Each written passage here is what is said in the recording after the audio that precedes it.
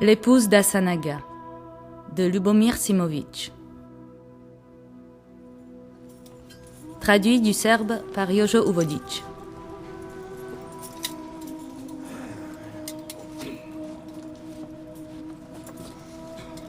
Scène 1. Un hôpital militaire à la montagne. Ça n'est pas un aga que je sers, mais un vrai démon. Quel métier de chien. Quelle vie de misère et de souffrance. Inutile d'avoir une envie s'il n'a pas eu la même avant toi. Inutile de dire s'il n'a pas dit la même chose avant toi. C'est vrai, il les a dispersés. Comme des poules, je te dis. Et en plus, nous avions vidé nos escarcelles pour envoyer Ibrahim au village, puisqu'il est le plus habile. Ce voyou, usant de menaces, de pots de vin, promettant monts et merveilles, a ramassé ce qu'il a trouvé. Tout ça avec beaucoup de peine. Il n'aurait pas pu faire mieux. En chemin, 2 ont disparu dans la nature. À celles qui sont arrivées, Asanaga a botté les fesses. Et pourquoi, au nom d'Allah? Il dit qu'il ne veut pas de pute pour souiller son campement. Elle valait le coup, au moins. Toutes de deuxième main, forcément. Réservées à usage militaire. L'une à moitié chauve, la deuxième pesant 200 livres au moins. La troisième boitant un peu, la quatrième complètement. La cinquième à moitié édentée. La sixième velue comme un homme. À la septième ne restait que le blanc de l'œil. Et la huitième, son dernier bain, c'est la sage-femme qui lui a donné. Fallait pas demander trop. Après 4 mois dans ce coin perdu, à nos yeux, elles avaient des allures de sultane. Et lui, courant dans tous les sens, les a dispersées comme un essaim de mouches. Et il n'en est resté que des lambeaux de jupons accrochés aux ronces environnantes. Aujourd'hui, il les chasse. Demain, il enverra ses séides à leur trousse pour les inviter à prendre un café et quelques loukoums. Je connais bien Asanaga. Oh, pas si bien que ça, je le crains. Ce matin, il hurlait qu'il en avait par-dessus la tête des femmes. Qu'à cause d'elle, l'Empire va mal. Que tout le monde se porterait mieux si elle n'existait pas. Après quoi, il a interdit l'entrée du campement, même aux femmes mariées. Asanaga a fait ça? Asanaga, en personne. Tout rouge, fou furieux. De rage, sa voix rauque monte dans les aigus. Il est prêt à bondir. Complètement fou, je te dis. Il se met à hurler. Je ne veux plus voir de femmes. Ni elles sont pas de moi, ni mes mamies. Qu'il accepte donc le pari. Pour voir lequel de nous deux sera le premier qui bâtira une grande et belle cité avec le partage que je lui propose. Pour lui, les meilleurs bâtisseurs de l'Empire, les meilleurs artisans, les meilleurs trésoriers. Pour lui, toute la pierre, tout le sable, tout le bois, tous les marteaux, tarots, niveaux, tous les tailleurs de pierre, toutes les charrettes attelées à des bœufs, tous les colporteurs voyageant à cheval, tous les rameurs à bord de leur radeau, tous les porteurs d'eau, tous les vendeurs de bois, tous les cuistots et le meilleur terrain. Mais pas une seule femme. Et pour moi, rien d'autre que le pire des terrains vagues. Pourvu qu'on me donne des femmes, racoleuses et allumeuses, des roucouleuses et butineuses, fritillantes, des rigoleuses, dingues et emmerdeuses, les mères bacrelles et leurs canailles, les copulatrices et leurs marmailles, ces grandes cigognes à l'air dévotes, les trousses chemises et les sans-culottes, les provocatrices et les belles en cuisse, les vertueuses peaux de colle, les fanées qui ont peur de la vérole, qu'on me donne chauves et moustachus, édentées, poilues, ragoteuses et ivrognes, brisqueurs et casse-bonbons. Pour moi, les marie-couche-toi-là et les aguicheuses, les trémousseuses et les bonnes suçoteuses. Et on va voir.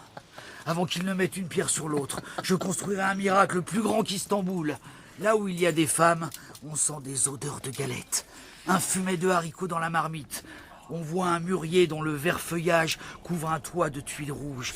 Car là où il y a des femmes, on trouve la charpente et de bons artisans. Essaie de faire avaler ça à Asanaga, rescapé à 4 pattes des dernières fusillades. Nous moisissons ici depuis 4 mois et recouvrons nos plaies d'herbes fraîches pour en tarir le sang. Les dernières fusillades m'ont rendu presque sourd. Ça fait 4 mois que nous nous morfondons dans ces montagnes. De quoi oublier comment parlent les hommes et apprendre à parler comme les hiboux. Encore un peu, des feuilles me poussaient sur le corps. À peine avons-nous repris quelques forces. À peine avons-nous amassé quelques sous prêt à goûter à quelques femmes, et voilà qu'Asanaga nous prive du festin. On croit pas mes oreilles. Lui qui entendait le froissement d'un jupon 7 chambres plus loin. Serait-il tombé sur un sortilège? Serait-il victime d'un coup monté? D'une obscure magouille? Un tel changement doit avoir une cause. Peut-être quelqu'un l'a-t-il ensorcelé. Il faut croire qu'au plus fort des combats, chacun sait ce qu'est la guerre. Une fripouille l'a frappé où il ne fallait pas, endommageant ainsi sa superbe bannière. Ce qui lui est arrivé, je l'ignore et je ne demande rien. C'est son affaire. Quand l'envie n'en prenait, 3, 4 femmes par nuit, à en croire la rumeur. Il ne demandait pas mon avis. Son outil, ses performances. Je ne suis pas son épouse pour me plaindre de ne pas être aussi largement servie. Retiens ce que je dis. Je ne lui passerai pas ça. J'ai de quoi lui rendre la monnaie de sa pièce. Fais attention qu'un frêne, une pierre, une grenouille, une chauve-souris ou même une araignée au milieu de sa toile n'entendent tes propos, car c'est par le coup que tu pendras sur terre, comme Asanaga voit pendre sa bannière. Écoute un conseil d'ami. Cesse d'aboyer. Je sais de quoi je parle. Mets la tête sous l'eau avant de parler. Celui qui doit t'entendre, t'entendra. Je ne suis pas le seul à penser comme ça. Le jour où la Ga a chassé les 8 belles, il n'a pas frustré que moi. Il y avait aussi 65 soldats. Les voilà qui arrivent. Demande-leur ce qu'ils en pensent.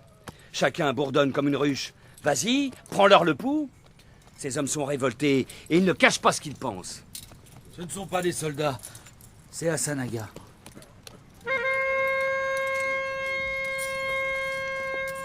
Ils sortent.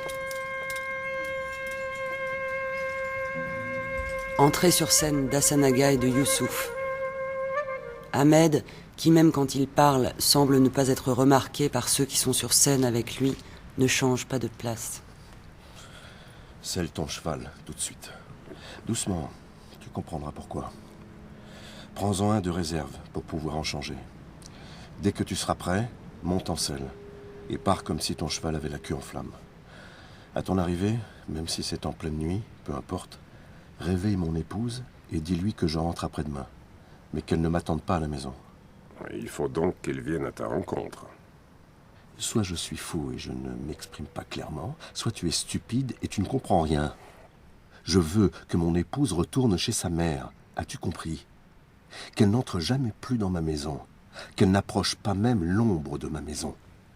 Est-ce clair maintenant? Allons, tu veux maintenant que je passe la soirée à te dissuader de faire ce que tu ne souhaites pas faire. Rien de plus difficile quand tu t'adresses à un être instruit et sensé que de le convaincre que tu dis le fond de ta pensée. Je t'en prie, il faut qu'on se comprenne. Est-ce pour de bon que tu chasses ton épouse définitivement de ta maison? Tu la répudies? Oui, qu'elle ne paraisse plus jamais devant moi. Il est dangereux d'agir ainsi sans raison. Vous m'avez porté jusqu'ici sur une civière, n'est-ce pas? J'ai tellement saigné que les gouttes de mon sang ont traversé la toile du brancard. Une plaie à côté de l'autre, à se demander laquelle soigner en premier. Qui aurait cru que je survivrais? Voilà 4 mois que je pense ici mes blessures, et mon épouse, pendant ces 4 mois, n'a pas daigné me rendre visite une seule fois. Elle ne le pouvait pas, à cause de sa grande noblesse. Je t'en prie, attends que je m'assoie. Je n'ai les jambes coupées. Maintenant, assieds-toi aussi, bientôt nous rirons ensemble. Et si tu as envie de rire au bout du pal, tu vas t'en donner à cœur joie. Il ne manque que le pal. Mais de ta raison, autant ne pas parler.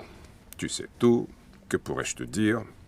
Ce matin, tu as interdit toi-même aux femmes de soldats de pénétrer ici. Tu as dit avec raison que les femmes apportent le désordre. J'ai ordonné qu'elles ne viennent plus à compter d'aujourd'hui, mais elles venaient jusqu'à présent. Seule mon épouse ne l'a pas jugé opportun. Comment aurait-elle pu venir te rendre visite? Tout le monde aurait dit, comme pour les autres femmes, qu'elle venait assouvir son désir lubrique et non par souci de ta santé. Quelle clairvoyance! Que ferait un mourant de son désir lubrique? Voilà donc ce qui met notre Aga en colère, car il craint de ne rien pouvoir faire. Les gens racontent n'importe quoi, sans voir ce qui est ni comment ça se fait. Ils choisissent la vérité qui les distrait le plus. Supposons que ton épouse soit venue ici. pour parler avec toi devant tous les soldats, que l'entretien soit innocent et comme il faut. Ils auraient tout de même chanté des chansons paillardes. Pas une femme n'est venue ici sans qu'on ait chanté des chansons salées à son sujet. Et sur toi aussi. Qui sait ce qu'ils auraient pu chanter sur ton compte? Sur mon compte?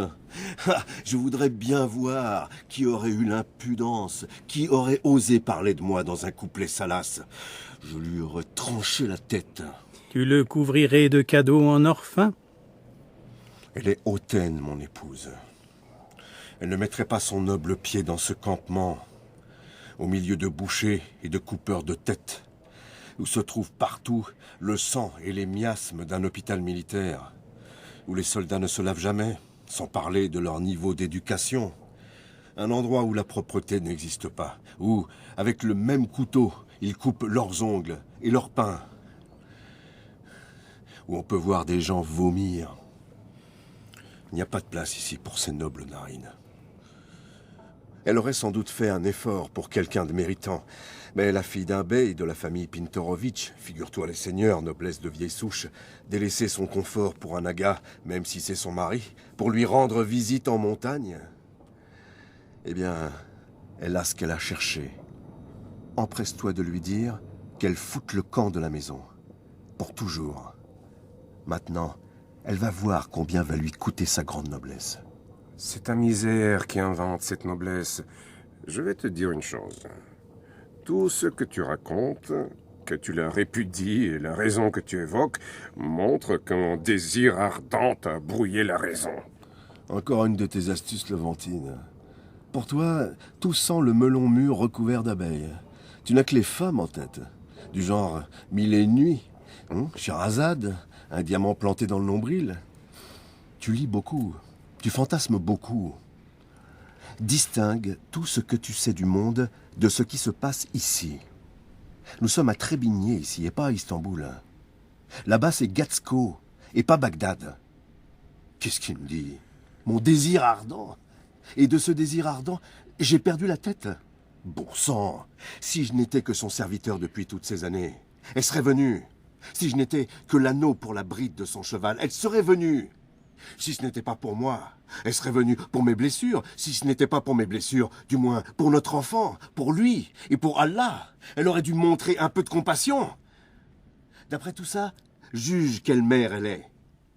L'Aga hurle bien fort. Et quand quelqu'un crie comme ça, sache qu'il crie pour taire quelque chose. Écoute, Hassan Aga, cette femme n'a défendu que sa pudeur, comme il est prescrit dans le Coran. Et en protégeant sa pudeur, elle a défendu ton nom. Tu sais bien où tu vis. Et tu sais aussi comment dans ce pays, on perd rapidement sa réputation. Ton épouse a respecté les coutumes. Donc, elle tenait plus aux coutumes qu'à son mari blessé. Ne me raconte pas d'histoire. Les femmes des autres ont pu franchir les fossés, la pudeur et les coutumes. Tu peux jeter aux orties un tel amour qui recule devant les coutumes et les lois. Tu parles comme ça ici, au fond de la forêt, tandis qu'elle est là-bas, au village. On en reparlera quand tu seras rentré. Il est facile d'être ici en pleine forêt et de se rire des lois. Ne t'avais-je pas dit de sceller les chevaux? Tu ne peux pas attendre de rentrer chez toi d'abord, de parler avec ton épouse, de t'expliquer avec elle. Attends, au moins jusque demain matin. Je te promets, je partirai au lever du jour et j'arriverai aussi vite que si je pars maintenant. Ce n'est rien. 3 heures de chevauchée. Tu l'as dit, justement. 3 heures de chevauchée. Tu vois bien. Mon épouse ne pouvait pas faire ça pour moi. Elle me voue de tout temps un mépris. Depuis le début, je ne suis pas aveugle. Et maintenant, c'est fini. Et votre enfant, il est encore au sein? Elle aurait dû penser à cela. Comme tu le fais en ce moment. Ma foi, Aga, c'est un grand péché. Comment penses-tu paraître devant Allah un jour? Si tu avais demandé à un cheval, il t'aurait répondu qu'il y a trop d'agas qui encombrent le chemin qui mène vers Allah. Même avec un canon à la place de la gorge, tu ne pourras pas t'adresser à Allah par l'intermédiaire d'un aga. J'ai dit, selle les chevaux et pars. Aga, tu fais ce que la peste ne fait pas. Assieds-toi et réfléchis. Maintenant, écoute-moi. Tant que je te parle encore avec ma langue, Je sais que tu m'as compris. Fidèlement conseillé, et ainsi de suite, pendant 12 années entières. C'est la raison pour laquelle je te supporte encore. Maintenant, écoute bien ce que je dis. Je ne veux pas que tu me comprennes. Je veux que tu m'obéisses. Ces paroles ne sont-elles pas un peu dures? Pas plus dur qu'un gourdin. Et je pense que tu es assez intelligent pour qu'on n'ait pas à te le montrer 2 fois. Ton Agathe a bichonné trop longtemps. Maintenant tu t'étonnes qu'il te traite avec une telle sévérité. Eh bien, Effendi, qui se frotte aux Agas, doit subir leurs humeurs. D'accord, Aga. Il sera fait comme tu l'as ordonné. Je vais sceller les chevaux. Homme sage. Il a vite compris que les mots sont autant de souris. Maintenant, il parle avec une souricière dans la bouche. À mon arrivée, je ne regarderai pas l'heure. Je réveillerai ton épouse et lui dirai que tu rentres après-demain et qu'elle ne t'attende pas dans la maison. C'est bien ça, au mot près? Que je ne veux plus la voir. Qu'elle s'en aille. Voilà ce que tu lui diras. Noir.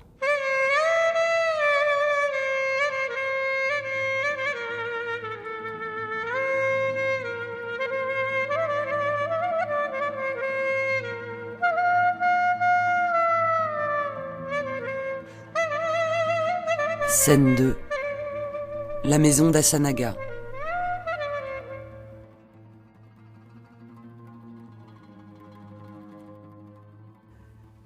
Que puis-je faire à présent? Pourquoi dois-je quitter mon enfant? Parce qu'Asanaga l'a ainsi décidé? Mais pourquoi a-t-il décidé cela? Si au moins il avait un motif, n'importe quel motif, même aussi ténu qu'un fil autour du doigt. Uniquement ça, Asanaga a dit, un point c'est tout. Il est l'accusateur, le verdict et la loi. S'il avait dit qu'il ne m'aimait plus, je ne poserais plus de questions. Mais il ne t'a pas dit cela, non? Depuis 7 ans, il m'interdit de sortir de la maison de peur que quelqu'un pose les yeux sur moi. Si quelqu'un me dit bonjour, il ne me parle pas pendant 1 mois. Il m'interdisait de rester seul, même avec mon frère. Quand je sors dans le jardin, il peste. Que fais-tu au jardin? Maintenant, il exige que je lui rende visite en montagne au milieu de ses soldats. Effendi, de peur, je n'osais pas. Si j'y étais allée, il aurait parlé de ma lubricité. Il n'aurait jamais reconnu que je venais pour lui. Mais moi, la chienne, pour renifler la sueur de ses soldats. C'est comme si je l'entendais dire ces mots. Ne me suis-je pas conformée seulement aux coutumes et à la foi de ce pays? Qui d'autre qu'Asanaga garde ses coutumes? Qui fait plus attention aux coutumes et à l'honneur, à la pudeur, à l'humilité et à la retenue qu'Asanaga? En restant à la maison, j'ai gardé son honneur, comme il a exigé qu'il soit gardé. Est-ce pour cela qu'il m'enlève mon enfant? Mon Dieu! Tout s'est mis à l'envers. C'est comme si je m'éveillais à l'endroit où je ne me suis pas couchée. Je regarde ma main, posée sur mes genoux, comme si je ne l'avais jamais vue. Si au moins c'était la volonté d'Allah. Mais non, c'est celle de mon Asanaga. Si au moins c'était celui qui avait créé le monde. Mais non, c'est Asanaga. Celui qui mange du mouton. Asanaga qui siffle quand il dort. Calme-toi, madame. Essaie de te calmer. Tu te souviens des mots « Soyez loués, vous qui avez fait preuve de patience ».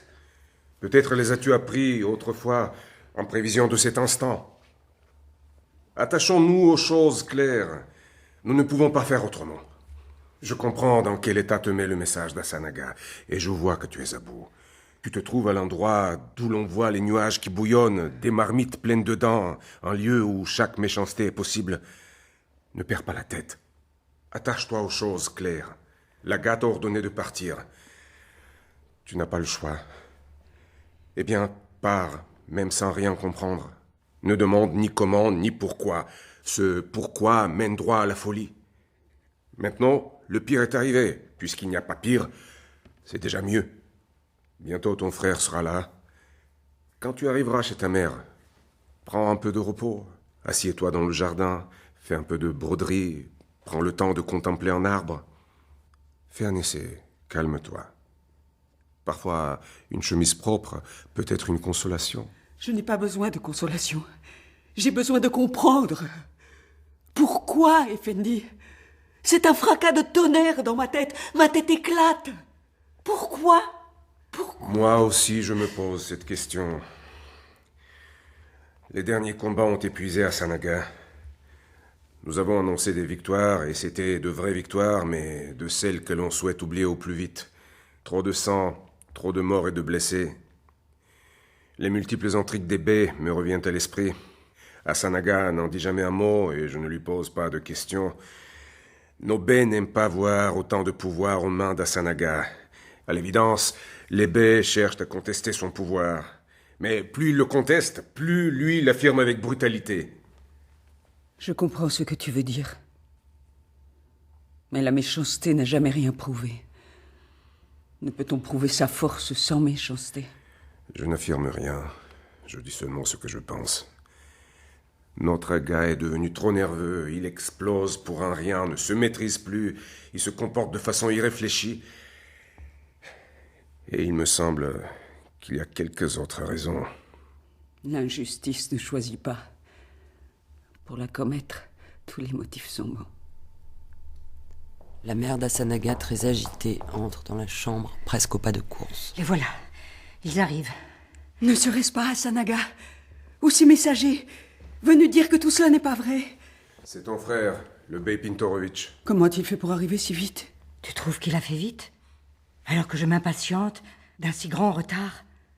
Il aurait pu être là depuis longtemps. J'étais si inquiète. Où a-t-il pu aller? Dans sa première colère, il aurait pu faire n'importe quoi. Ah, le voilà. Qu'Allah soit loué. Reprends-toi à présent, dame Asanaga. Si on ne peut éviter le malheur, du moins il se déroule et passe. Qu'arrive vite ce qui doit arriver. Il restera moins de mal pour plus tard. Allons maintenant, le pire va passer. Comment ça a passé? Pauvre de moi. Maintenant, le pire ne fait que commencer. Entrée du bey Pintorovitch. Bey, as-tu entendu parler de notre malheur? Sachant de qui il vient, je n'en attendais pas moins. Es-tu prête? Comment ça, prête? Ça veut dire quoi, prête? Ai-je plié et rangé mes robes? Ai-je empilé mes mouchoirs, compté mes boucles d'oreilles, mes colliers, mes bagues? Comment être prête pour cela? Ce sont ces malles-là devant la porte? Oui, les siennes. Que les serviteurs les chargent. Il n'y a plus rien à attendre, tout est prêt, allons-y. Et mon enfant? Puis-je voir mon enfant? Vas-y, dis-lui au revoir, mais fais vite. Pas si vite, Bey. Tu n'es pas à bride abattue sur ton cheval. Je veux te demander... Peux-tu nous aider? Peut-être notre salut est entre tes mains. Si tu le peux, aide-nous pour soulager ta conscience. À supposer que je puisse. Mais de quoi soulager ma conscience? Est-ce ton Asanaga qui a fait ça, ou moi? Que veux-tu de moi? J'ignore si Asanaga est un pécheur, mais je sais qu'il est malheureux. Je me trompe peut-être. Il ne faut pas s'étonner, mais au moins écoute-moi. Depuis ce matin, je n'attendais que toi. Asanaga aussi mérite la pitié. S'il a perdu la tête, ce n'est pas sans raison. Tout ce qu'il a vécu a été très difficile. Asanaga a réprimé des rébellions. On en reparlera encore de tout ce sang versé. Je sais à quoi ressemblaient les chemises que je lavais. Il a dû faire ce à quoi personne n'est contraint. Le sang qu'on n'oserait pas t'offrir, il a dû l'accepter comme un insigne honneur. Le sang versé se venge, toujours. Il a commencé là où il a pu. Pour toi, c'était autre chose. Ton arrière-arrière-grand-père t'a évité ces débuts. Ou un plus proche ou plus lointain parent, mais ça a été fait. Ne te fâche pas. Je ne dis pas ça pour te mettre en colère. Ton nom te protège depuis longtemps déjà. Alors qu'Asanaga n'est protégé que par son zèle, et toi, tu sais ce que dans son métier, être zélé veut dire.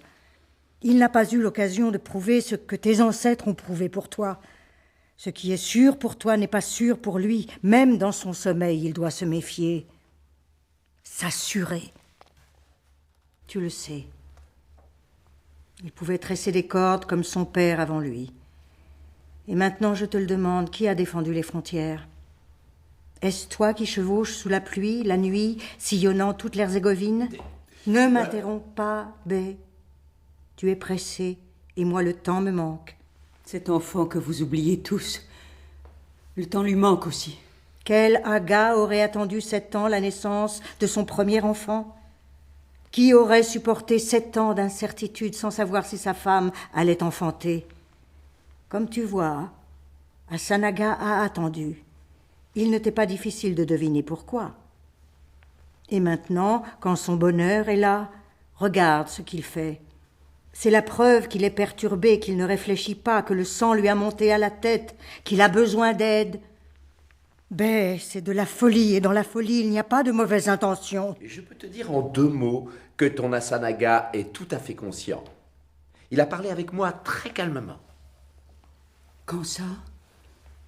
Ce matin, lorsque vous m'avez appris la nouvelle, je me suis demandé quoi faire en premier. J'ai pensé qu'il serait préférable que je voie d'abord Asanaga. Tu comprends? Qu'est-ce qu'il t'a dit? Tu lui as demandé pourquoi?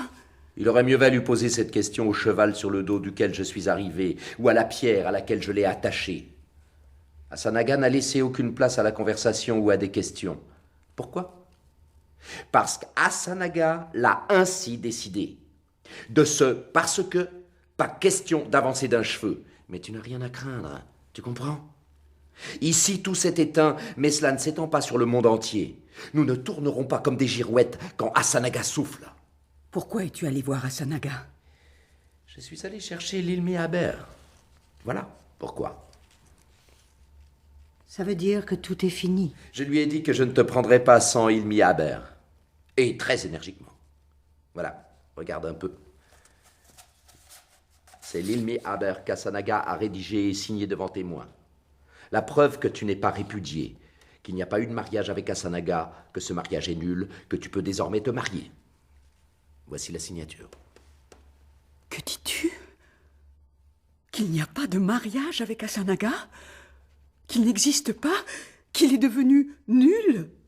Cette année écoulée n'existe pas. Mon enfant n'existe plus. Moi, je souffre et pleure comme une sotte pendant que tu as arrangé que tout ça n'existe pas. Et tu dis qu'Asanaga a signé? Maintenant, tout est en ordre, nous pouvons même chanter. Nous avons l'Ilmi Aber. Que vais-je faire avec? Au nom d'Allah, montre-moi cet Ilmi Aber. Peut-il servir à panser ma blessure? Puis-je allaiter cet Ilmi Aber? On arrache mon enfant de mon sein. Est-ce que tu le sais, mon frère, mon Pintorovitch? Cette nuit, Asanaga m'a pris l'enfant, et aujourd'hui, tu voudrais me marier. Pourquoi si vite? Une telle sagesse n'existe pas, même dans la plus profonde folie. Si tout cela est faisable, pourquoi ne pourrait-on enfermer le soleil dans une cafetière? Tu vois, Effendi, toute folle que je suis, il y a plus fou que moi. J'ai perdu mon enfant, j'ai perdu la raison. Mais pourquoi ces deux-là ont-ils perdu la raison? Que suis-je pour eux? Un boulet de canon qu'ils se tirent l'un sur l'autre? Même pas ça. Je suis si peu de choses. On me dépose ici, on me dépose là, on me déplace, on me déroule, on m'enroule à nouveau. On me prend, on me lâche. On commence, on défait, puis on recommence. Va-t-on faire de cette argile une cruche, un bol ou un vase pour les fleurs? Ou un sifflet en terre? Ou bien un simple pot? L'argile, au moins, n'est pas pourvue d'une langue. Calme-toi, ma fille. Tu le vois bien, la fumée leur sort de la bouche. Toi, la vieille, tais-toi. Et toi, embrasse l'enfant et partons. Vas-y, ma fille. Aujourd'hui, nous n'aurons que de vains dialogues. Sortie de Youssouf. Tu vois que tout est vain. Vraiment vain. Il ne voit que ce qui surnage à la surface de l'eau. Retour de Youssouf portant le berceau. Voici ma prière qui brille dans ce berceau. Allah m'a envoyé un berceau inondé de lumière. Ses joues rouges comme des pommes. Mon sein est au chaud dans ta bouche, comme le pêcheur à chaud par la grâce d'Allah. Mon frère Le Coran ordonne de l'allaiter 2 années entières. Il lui reste encore plus d'1 an. Lui trouvera une nourrice. Sois sans crainte. Tout ira bien. Tout ira bien. Tu entends ce qu'on me dit? Tout ira bien. Si une chienne t'avait mise au monde, tu ne serais pas restée sans lait maternel. Je suis si impuissante. J'ai honte de mon impuissance. Je n'ose pas regarder mon enfant. De honte. Dois-je te pleurer encore vivant? Elle s'effondre sur le berceau.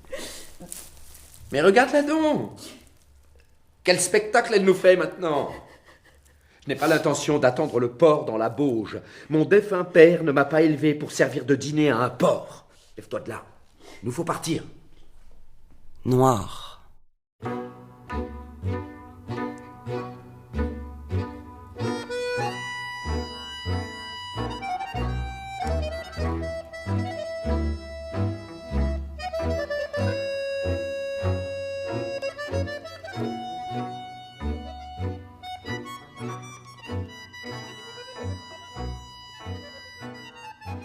Scène 3.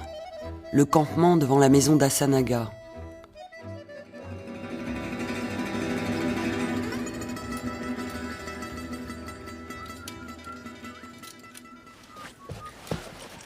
Je ne sais qu'une chose, Rousseau. Quand Laga éternue, tu penses qu'il s'est découvert en dormant? Qu'il s'est enrhumé? Qu'il est tombé dans l'eau froide? Qu'il s'est couché sans chaussettes ou qu'il a été pris dans un courant d'air? Mais pas du tout. C'est délibérément qu'il a éternué. Retiens bien ce que je te dis. Celui qui ne comprend pas pourquoi Laga éternue va payer cher. Tu cherches la petite bête. C'est pourtant simple. Tout s'est fait dans les règles. Résumons. Asanaga a chassé son épouse. Le bey Pintorovitch est allé chercher l'Ilmi Aber. Il a dit « Je ne veux pas la prendre sans Ilmi Aber ». Cet homme a raison. Asanaga, de son côté, a dit « Bon, d'accord, le voilà ton Ilmi Aber. Tu peux le porter en bandoulière. » Puisqu'il ne veut plus d'elle, pourquoi lui barrer la route? Qu'elle se marie un jour si elle veut. Et voilà, c'est tout. Ils sont quittes, l'affaire est terminée. C'est dommage, une si belle femme. À croire qu'elle a bronzé au clair de la lune. Je ne dirais pas qu'ils sont quittes. L'affaire est claire. Entre eux, les affaires ne sont jamais claires. C'est moi qui te le dis. Tu peux vérifier si tu veux. Cette affaire avec sa femme ressemble aussi à de la politique. Moussa, pour toi, tout est politique. Un hêtre verdi, c'est de la politique. Un acacia fleuri, c'est de la politique. Une vache tombe malade, elle crève, c'est encore de la politique. Il y a bien autre chose que la politique. Un peu de patience, tu vas voir. Ce jeu est bien connu. On ne sait jamais qui sait quoi. Foutu qui n'est au courant à temps. Je mets ma tête à couper qu'il y a quelque chose de plus troublant entre notre aga et le bey. Qui sait tout ce que les eaux de la rivière ont dû charrier avant que cette histoire ne vienne à la surface. Retiens bien ce que je te dis. Peux-tu me dire quand sera servi le dîner? Cela m'intéresse plus. Tu vois, c'est aussi un signe. Même les repas deviennent irréguliers. Qu'est-ce que ça veut dire? Ça veut dire que Laga a de gros soucis. Tout confirme ce que je viens de dire. Je ferais mieux de demander à Soulio.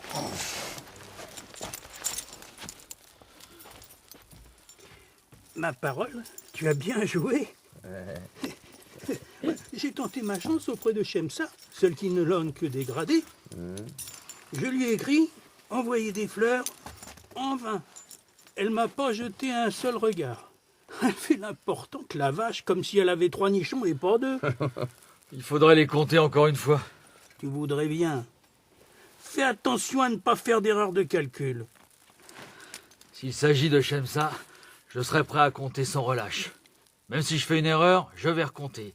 Je serai prêt, s'il le faut, à recompter la nuit entière. Ah, quel doux calcul. Attention au réveil. Certains sont très durs, tu sais. Shemsa commence à s'exhiber toute nue pour montrer les talents de ses appâts charnus. Elle s'effeuille de gauche, de droite, et sa nudité de toutes parts éclate. Mais sur Ahmed, tout reste sans effet. Cachant sa tirelire, il demeure tout serré. Voyez tous, chères dames et dignitaires, notre Ahmed voudrait bien, mais il ne peut rien faire. Je m'en vais, lâche-t-elle l'air hautain. Toi, mon pauvre, finis donc à la main. Veux-tu que je te montre ce que je sais faire avec mes mains? Veux-tu que je t'enfonce tes cornes? Je sais comment traiter les bœufs. Veux-tu que je te montre l'endroit où je suis cornu? Tu peux montrer ça à ton père. Arrêtez, sinon vous allez en arriver au couteau. Ou chaud, si je suis la paix. Mais c'est lui qui me traite de bœuf, c'est de la provocation. Ne te mêle pas de la conversation. Une conversation vraiment passionnante. Savoir si Shemsa a 3 seins ou 2. Une question importante. Je t'en trouverai une qui en a une 12aine. Mais elle est un peu grasse et plutôt mollassonne. Il te faudra de l'argent pour payer le maïs. Ça suffit à présent. Si Laga vous entend, il va vous calmer avec son gourdin. Et notre dîner, Solio, toujours rien en vue? Si tu as si faim que ça, cajole la mouche que tu as sur le bras. Demande-lui de te faire un repas. Laga ferait mieux de se méfier. Le fusil tue quand il est chargé, mais la marmite, quand elle est vide, le fait mieux qu'un canon, sois-en sûr.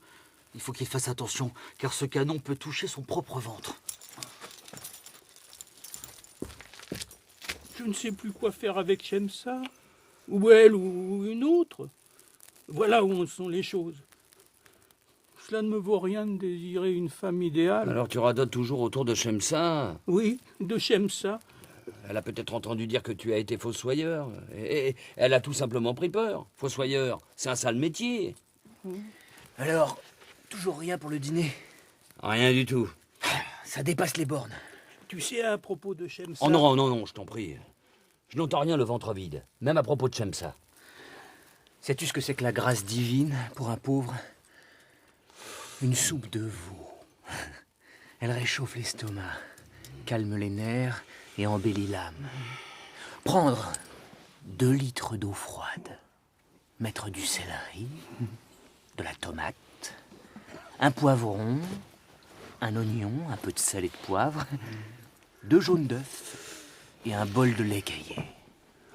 Choisir quelques beaux morceaux de veau, couper 2 ou 3 pommes de terre, mélanger le tout, faire revenir avant d'ajouter du vinaigre. Et quand tu te mets à table, c'est la grâce divine, la bénédiction céleste qui émane d'une assiette pleine. Remue un peu les braises. Si nous avons faim, nous ne sommes pas obligés de nous geler en plus. Laga a la vie belle là-bas, hein, vautré sur son divan. Des feux crépitent dans le fourneau, il s'est mis des coussins dans le dos, le narguilé chuinte devant le divan, et tout ça après un dîner bien copieux. Triste est son bonheur. Tu ne vois pas comme il s'étiole? Pourquoi il rit si fort s'il ne se force pas? Je te dis qu'il est complètement désespéré. J'aimerais bien être désespéré comme lui. J'aimerais bien que quelqu'un me rende aussi malheureux. Au lieu de quoi, je suis assis sur une souche près du feu, je grille par devant, je gèle par derrière, la bourse vide, le ventre vide, et ce qui est encore pire, mon lit est vide. Je n'échangerai pas ma fortune contre la sienne. C'est quoi, au juste, ta fortune? Une botte pourrie pour mettre sous ta tête? Une couverture de cheval pour mettre sur ton dos? Et un morceau de pain trempé dans l'eau de pluie? Un homme sage n'envie rien à personne. Ma foi, regarde. Sa fenêtre est de nouveau éclairée. Il s'est peut-être rappelé notre dîner. Le voilà qui se lève pour donner l'ordre de nous l'apporter. Non?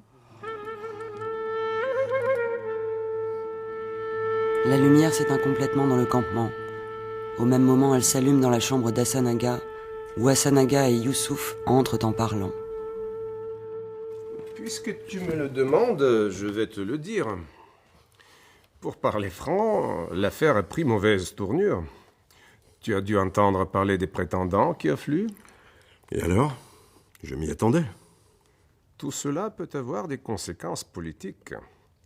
J'ai peur que le bey ne se sente offensé, qu'il soit blessé dans son orgueil, qu'il veuille peut-être se venger. Il pourrait mettre fin à ta carrière. Qui? Lui? Il n'a pas de pierre assez solide dans ses fondations. Quelle pierre il a dans ses fondations, tu n'en sais rien encore. Tu le sauras le jour où tu apprendras qui est le futur mari. Le bey est avant tout en quête d'un beau-frère capable tout d'abord de nuire à ta carrière et ensuite de lui assurer les faveurs du pacha et peut-être même celles du vizir. Ne t'en fais pas, en cherchant un époux pour sa sœur, il ne regardera pas sa beauté ou je ne sais quoi d'autre, mais un qui lui sera utile. Plus grand bénéfice pour lui, plus grand dommage pour toi. Ça, au moins, tu le sais. Tu n'es pas un novice dans ce genre d'affaires. Il cherche une pierre solide pour ses fondations. Il refuse les prétendants et il attend patiemment du plus gros gibier. Tu crois? Il n'y a rien à croire. Il est affûté pour mieux te détruire. Et maintenant, il cherche un allié. Et sache bien, s'il te déboulonne de la plus haute marche, il te déboulonnera de la plus basse aussi. C'est dans l'ordre des choses. Tu as bien traficoté tout ça. J'ai rien traficoté du tout. Il peut monter un sale coup contre toi. Il trouvera une faute grave, pour plusieurs raisons. Il est plus facile de prouver une faute grave, car plus graves sont la faute et l'accusation, plus lourde est la peine, ce qui rend plus facile de convaincre et de calmer le peuple. À ce petit jeu, pas de demi-mesure, pas d'à peu près, j'espère que tu en connais les règles. On sait comment il faut faire pour que ça marche. Tu as beaucoup d'imagination. Tant que les Vénitiens nous narguent sur la mer, que des rebelles restent dans les montagnes environnantes, que le pacha a besoin de prélever des impôts, tant qu'il faut défendre la frontière et les commerçants. Tu te crois politiquement stable? Assurément. On ne jette pas un matelas en soie. Pendant que je guerroie dans les ravins avec gueux et pouilleux, eux, ils dégustent le café, mangent des locums assis sur un tapis à l'ombre des cyprès. Le matin, ils scrutent la Trebichnitsa en amont, l'après-midi en aval. Et tout ça, grâce à qui? Rien n'est plus dangereux que la réussite. Surtout là où personne avant n'a réussi. Je te le répète, si tu reprends ton épouse, tu resteras tranquille et à l'abri des soucis. Bon, qu'attends-tu donc de moi? Que je me prosterne?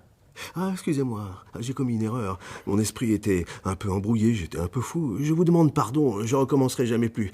Maintenant, je me suis assagi, voici la preuve. Je vais me procurer un certificat de bonne conduite. Et voulez-vous me voir à genoux, que je fasse des courbettes, ou préférez-vous des espèces sonnantes et trébuchantes? Dites-moi seulement ce qui vous convient. Eh bien, c'est hors de question. Je t'aurais prévenu, le bey peut te nuire. J'ai un atout dans ma manche pour lui. Je peux le jouer quand je veux, où je veux. Tu ne penses pas que c'est lui qui peut jouer le sien, quand il veut, où il veut? Il n'hésiterait pas à faire lever un mort de sa tombe simplement pour te nuire. Et si seulement il pouvait tout ce qu'il voulait? Il n'y a pas qu'à lui.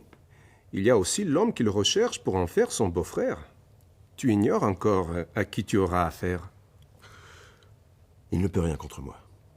Il suffira de quelques escarmouches à la frontière pour que les beys se calment et me mangent dans la main. Ils régleront ce problème entre eux et cloueront le bec à Pintorovitch quand ils le voudront. De même avec son futur beau-frère. Il est important que je fasse bien mon travail. Voilà tout. Quant à mon épouse, elle s'est mise d'elle-même dans le pétrin, qu'elle en assume les conséquences. On connaît le châtiment pour chaque faute. Ce que tu prononces, l'écho te le renvoie. On ne sait jamais. L'homme croit qu'il est fait entièrement d'acier pour s'apercevoir finalement que cet acier n'était que de la cire pétrie entre le pouce et l'index d'un inconnu. Tout chariot roule et avec des roues invisibles. Mais je prie Allah de te donner raison. Peux-tu me donner une preuve tangible? Quelque chose comme un couteau, une marmite, une corde, une gourde, un objet que je pourrais palper de mes doigts?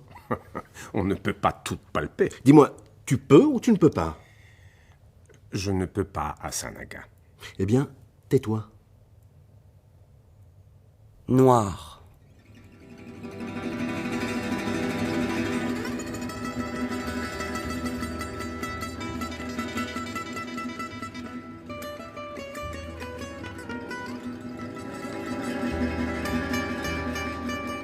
Scène 4. La maison du bey Pintorovitch.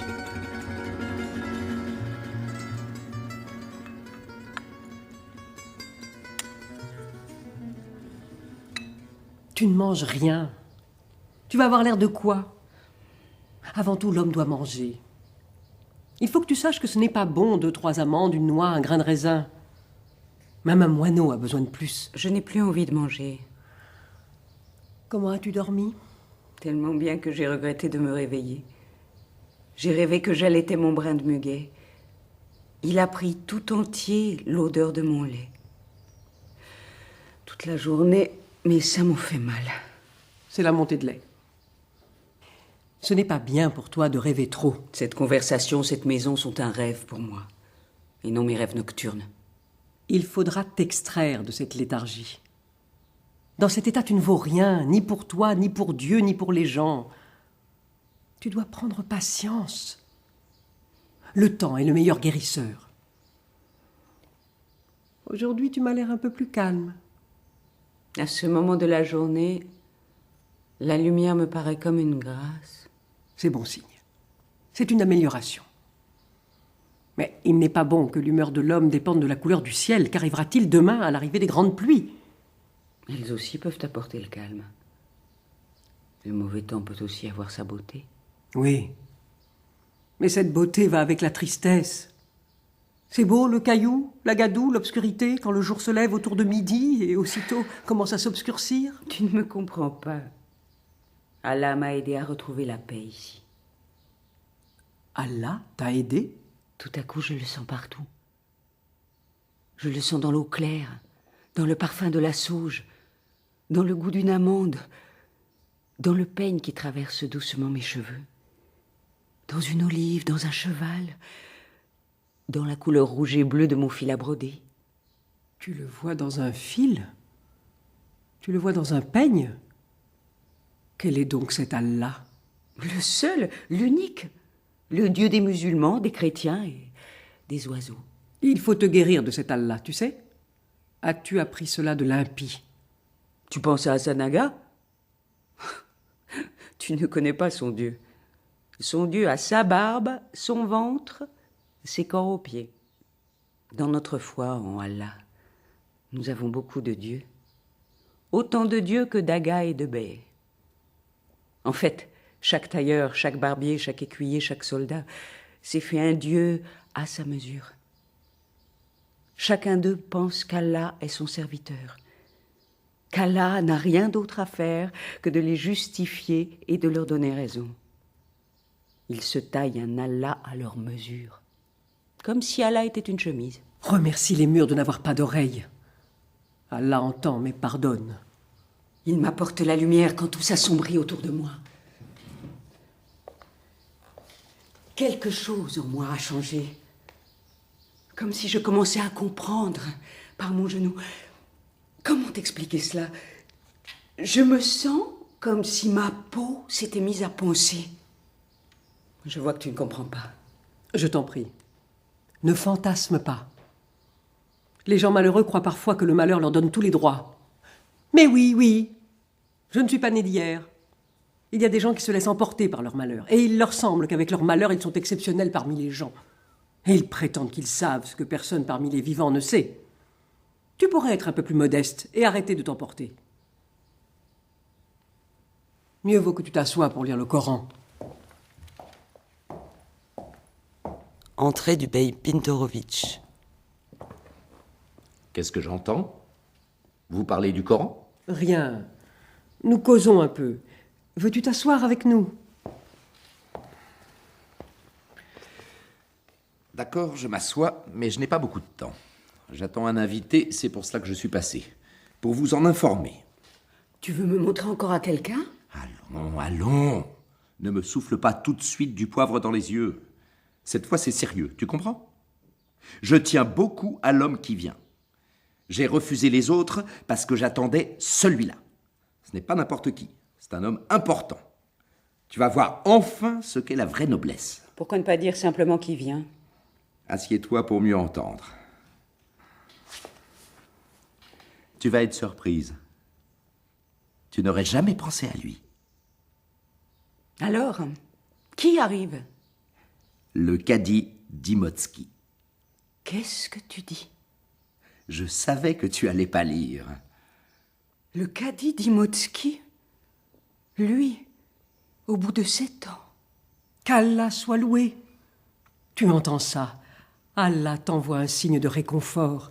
Quand Hassan-Aga t'a demandé en mariage, tu as voulu rejoindre le cadi. Allah sait choisir le bon moment. Je voulais le cadi. Tu t'es donc mise à calculer et recalculer. Et finalement, tu as choisi Hassan-Aga. Je me suis opposée, j'ai pleuré, refusé, supplié, tout en vain. Tu as renvoyé le cadi comme un gamin en te riant de lui derrière son dos. D'où le déterres-tu aujourd'hui? Déterré? Que veux-tu dire par là? Déterré? Mais comment peux-tu... Déterré? Mais quelle façon de parler? D'où sors-tu un tel vocabulaire? Je t'en prie, il faut qu'on se comprenne. D'abord, c'est toi qui voulais le cadi. Et c'est un vrai seigneur, un vrai noble. Un homme formidable. Il n'a pas besoin de crier comme certains pour se faire obéir. Il en est qui parlent, qui vitupèrent des heures, alors qu'il suffit d'un seul regard au cadi. Il est parmi nous, assis sur le divan comme l'ombre d'un cyprès. Autour de lui, toujours un certain silence. Et dans ce silence, une bague sur sa main brille comme un astre. Il a une belle prestance, grand, souple, les yeux bleu acier. Ce sont mes paroles. Par ces paroles, je vous les décris il y a 7 ans de cela. Avant, c'était avant, maintenant, c'est maintenant. Qu'Allah soit loué, c'est bien. Je ne sais pas de quoi tu te plains. Après ton rustre aga, bâti de bois de frêne, voici le cadi, tout de soie et de velours. Mais ça aussi, je te l'ai dit justement à toi, à l'époque, il y a 7 ans de cela. Vous voulez maintenant qu'à cela, je réponde au mot près ce que vous avez répondu autrefois? Quand je vous ai dit qu'il était tout velours, tu m'as répondu, maman, qu'il était efféminé, et qu'Asanaga était de la pierre dure, un homme, un vrai. Et quand je t'ai parlé de lui, mon frère, de ses cheveux, de ses mains, de sa voix, de ses gestes, tu m'as répondu qu'il avait l'air chétif. Vous lui riez au nez, même devant les serviteurs. Si nous commençons à discuter comme ça, je ne vois pas à quoi nous arriverons. Depuis 7 ans, beaucoup d'eau a coulé. Tu ne peux pas retourner chez Asanaga, tu le sais bien. Alors que faire? L'homme que tu voulais est prêt à te prendre. Riche, notable, distingué, intelligent, bon maître de maison. À cause de toi, le cadi ne s'est jamais marié. Tu dois apprécier ça. Rien. Absolument rien. Tu ne comprends vraiment rien du tout. Tu dis toi-même que beaucoup d'eau a coulé pendant 7 ans. Maintenant, j'ai un enfant. Partir pour Imotski? Qu'est-ce que je vais faire à Imotski? Je n'ai personne là-bas. Comment parvenir à vous expliquer ça? Je parle, et mot après mot, je m'éloigne de plus en plus de ce que je veux dire. Imagine la tête d'Asanaga quand il apprendra la nouvelle. Il va rétracter ses cornes. Mon Dieu, c'est comme si je parlais aux morts. Que donnerais-tu pour voir sa tête quand il apprendra la nouvelle? Hein? 2 jours d'affilée, il n'arrivera pas à fermer la bouche. La bouche bée, il va écarquiller les yeux en regardant 3 heures la même mouche, sans la voir. Quel péché ai-je commis envers Allah pour être née ta sœur? Tu n'es pas conscient de tes propos ignobles. Mon frère, tu ne te respectes pas toi-même. Maintenant, la coupe est pleine. Désormais, fais attention avant d'ouvrir la bouche. Et tu ferais mieux de ne pas l'ouvrir. Désormais, il faut que tu saches, si quelqu'un t'adresse la parole en ma présence, tu dois répondre « Oui, non, c'est ça, ce n'est pas ça, merci, s'il vous plaît, je vous en prie, et pas un mot de plus. » As-tu compris? Il s'interrompt, tend l'oreille, visiblement ému. Voilà le cadi. Pas d'impair, s'il vous plaît. Le cadi arrive. Je n'ai rien entendu. Tu t'es trompé, ce doit être le vent. Je sais ce que je dis. C'est le cadi. Pas de chevaux. Pas de cliquetis au heurtoir de la porte. Peut-être nous sommes-nous laissés emporter par la discussion. Il fait froid tout d'un coup. Je vais l'accueillir et parler avec lui. Je dois en finir avec tous ses soucis. Et toi? Ne bouge pas d'ici. Tu as entendu? Et sache bien que je n'ai pas l'intention de retarder les noces. Le cadi a assez attendu. Tu comprends? Le bey Pintorovitch quitte la scène. Les lumières s'éteignent, ne laissant éclairer que les silhouettes immobiles de l'épouse d'Asanaga et de la mère Pintorovitch. Pas une lueur dans la maison. Dans la ruelle, rien ne luit. 2 inconnus chuchotent, à propos de ton destin, dans la nuit. En vain tu attends, levant vers les cieux ton regard désespéré. On ne connaît pas leur nom, on ne voit pas leur visage. Dans la nuit ténébreuse, tu te sens leur otage. Tu ne sais rien de ce qui se prépare, on ne t'a rien dit. Pourtant, c'est de ta tête qu'ils se sont emparés, dont ils débattent, entre eux.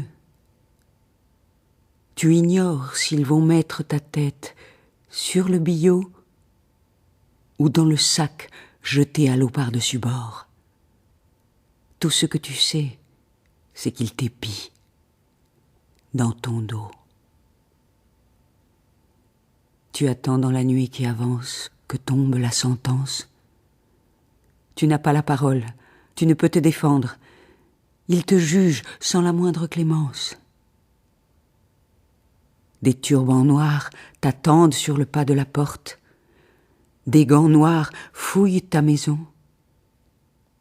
Personne ne te dira pourquoi tu dois relever tes cheveux et poser ta joue sur le billot. La pièce sent le café. Les narguilés l'enfument. Est-ce ta tête ou ton bras qu'il pèse sur la balance? Tu n'en sais rien, ne vois rien, n'entends rien. Tout se fait dans l'obscurité, sans autre présence. Noir.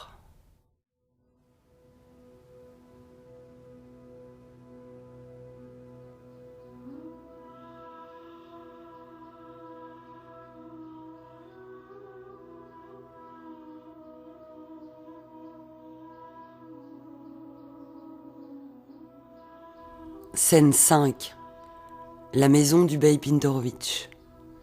Rien n'a changé depuis la scène précédente. La lumière revenue nous montre l'épouse d'Asanaga et la mère Pintorovitch assises au même endroit. Entrée du bey Pintorovitch. Le cadi est parti. Parti? Comment ça, parti? Encore une fois, je ne l'ai pas entendu.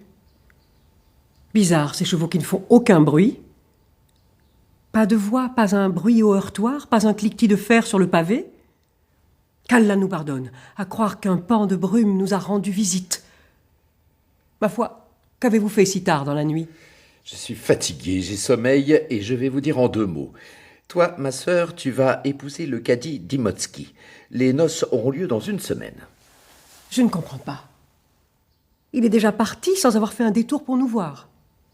Curieuse demande en mariage. À quoi bon venir la voir? Il n'attendra pas longtemps pour la regarder autant qu'il voudra. J'ai dit que les noces auront lieu dans 1 semaine. Il y aura à faire par-dessus la tête. Il faudra commencer demain au petit jour. Je vais tout d'abord rattraper mon sommeil. Je suis mort de fatigue. Un peu comme si on m'avait brisé un chariot sur le dos. Et moi? Que dois-je faire maintenant? Absolument rien. Je ne peux plus entendre un seul mot. Si tu as quelque chose à dire, on verra ça demain. Je crois voir la peur sur tes mains. La peur? Quelle peur? Où vois-tu de la peur? Nous avons longuement parlé, beaucoup fumé, et quand je fume autant, mes mains tremblent. Cela passera après une bonne nuit de sommeil. Tout organisme humain a besoin de sommeil. Et d'ailleurs, que cherches-tu avec toutes tes questions? C'est si court, 7 jours. Il faut penser aux cadeaux, au nombre faire-part. Et comment les gens arriveront à l'heure si tu n'expédies pas les messagers dès l'aube? Il faut immédiatement établir une liste. En plus, penser aux victuailles, aux boissons, trouver le temps de pétrir, d'allumer les fourneaux, de courir au marché, de fixer le nombre des invités, de trouver pour chacun un endroit où dormir, sans oublier les robes qu'il faut à la mariée. Il faut penser à tout, c'est à en devenir fou. Pourquoi fait-il soudain si froid ce matin? Tu ne sens pas le froid? Ou peut-être c'est moi qui deviens frileuse. Tu prends la glaise du sol que tu humectes un peu. Tu ne lui demandes pas ce qu'elle voudrait que tes doigts fassent d'elle. Tu modèles un objet, puis tu changes d'avis et formes les contours d'un objet différent. Tu tu abandonnes de nouveau pour pétrir autre chose. Et la glaise, bonne pâte, accepte tout. Il est difficile d'être bon pour toi. Il est difficile de te contenter. Je veux faire de mon mieux. Le mieux pour qui? Pour toi ou pour moi? N'as-tu jamais pensé qu'un jour ton regard croisera les yeux de cet enfant? Je peux comprendre que tu veuilles me marier. Mais je ne comprends pas pourquoi tu veux le faire si vite. Tu ne crains pas qu'Asanaga puisse changer d'avis? Ce n'est pas un mari que tu cherchais pour moi, mais un appui pour toi chez le gouverneur du Sandjak. Voilà pourquoi maintenant le cadi d'Imotski te convient. Arrêtons les mensonges. J'en sais autant que toi et ta politique. Dis-moi plutôt, que feras-tu le jour du jugement dernier quand le petit grain de moutarde sera mis sur la balance de la dernière pesée? Ce jour-là, ton frère ne sera plus ton frère, ta mère ne sera plus ta mère, ni le cadi ton ami. Chacun s'occupera de son malheur. Ne parlons plus de moi, pense uniquement à toi. Tu viens de te faire violence. D'abord, ce n'est pas à toi de me juger. Ensuite, tu peux dire et penser ce que tu veux, mais tu feras ce que l'on te dira. J'en ai vraiment assez. Le mariage sera dans 1 semaine, ce que je t'avais déjà dit. La discussion est close. J'espère avoir été assez clair. Pas entièrement close. Il demeure un détail. Assieds-toi pour entendre. Je veux tout de suite tirer ce détail au clair. Asanaga m'a bel et bien chassé, et pour toi c'est un prétexte qui te délie les mains. Si cela va te disculper devant Allah ou si cela va te lier les mains, tu le verras toi-même. Tu me livres à autrui sans mon consentement, comme un animal. Très bien, je n'y peux rien. Il en sera comme tu as mesuré et jugé, comme tu as pensé qu'il sera le mieux. Mais une chose sera comme je veux, sinon tu peux décommander les noces. Tu me menaces. Tu vois ce bâton? Tu ferais mieux de m'écouter jusqu'au bout. Laisse-la donc parler. Elle ne va pas te couper les oreilles. En partant d'ici, les conviés aux noces passeront devant le palais d'Asanaga. Ce sera un beau spectacle. De ses fenêtres, il pourra prendre part aux chants et aux coups de feu en l'air. Arrivé à sa porte, je veux que l'on s'arrête. Et je veux y aller. Je veux voir et embrasser mon enfant encore une fois. Comment imagines-tu la scène? Tu es devenue folle? Veux-tu faire de moi la risée de tous? Te moquer du cadi et même d'Asanaga? Mais voyons donc ça. Le voilà maintenant qui tient même à Asanaga. Maintenant tu te soucies de lui? Que je n'incommode pas Asanaga. Est-ce cela ton souci? Je me fiche de toi, de l'Aga, du cadi. Je veux que le cortège s'arrête. Je veux faire un détour pour revoir mon enfant et lui faire mes adieux. Après quoi, je te laisserai faire comme tu voudras. Mais sans ce détour, crois-moi, il n'y aura pas de noces. Je te le dis à temps. Je vais t'enfermer. Attends un instant. Comment tu ne vois pas? Malheureuse, qu'est-ce que tu nous prépares? Si tu n'acceptes pas, je sauterai par la fenêtre dans la Trebichnitsa. Tu m'en diras tant. Vas-y, s'il te plaît, saute. Je t'en prie. Tu es entièrement libre. Veux-tu que je t'ouvre la fenêtre? Ça me fera un problème en moins. Je peux faire pire encore. Quoi, par exemple? Commettre, par exemple, devant tout le monde, quelqu'un d'essence. Monter, par exemple, sur la table de fête. Me déshabiller devant les invités. Et leur demander comment ils me trouvent. Je peux leur offrir de toucher pour vérifier. Tâte sans crainte, Hussein. Tâte donc, Suleiman. Ne sois pas timide, sinon, mets-y bien toute la paume. C'est bon, n'est-ce pas que c'est bon? Il y en aura pour tous, même pour le cadi. Je te montrerai, Mustapha, où et comment. Je vois bien, Mouillot, de quels yeux tu me fixes. D'accord, je n'ai rien contre, pourvu que ton argument soit respectable. J'aimerais bien savoir qui est le meilleur, le cavalier ou le cheval. Tu as bien entendu? Je peux insulter le sultan, ou sa chienne de mer, ou le vizir. Qui m'en empêchera? Crois-tu que j'aurai quelque chose à perdre? J'ai déjà tout perdu. Tu comprends maintenant? Je peux tout faire. J'en dis seulement un peu pour que tu vois de quoi il s'agit. Je n'ai même plus peur de la honte. Elle est devenue folle. Elle veut me faire une scène. Maintenant, elle peut et ose tout. Malheur à elle. Fais ce qu'elle demande. Laisse-la voir son enfant. Je ne sais pas comment. Ne me demande rien. Débrouille-toi comme tu pourras. Il ne suffit pas que je sois d'accord. Comment dire au cadi? Comment convaincre Asanaga? Mon Dieu, cette femme est folle! À présent, je comprends que Laga l'ait chassée. Tu vois comme elle se moque de son propre honneur. Tu serais resté bouche bée de voir tout ce que peut faire l'homme devenu insensible à la honte.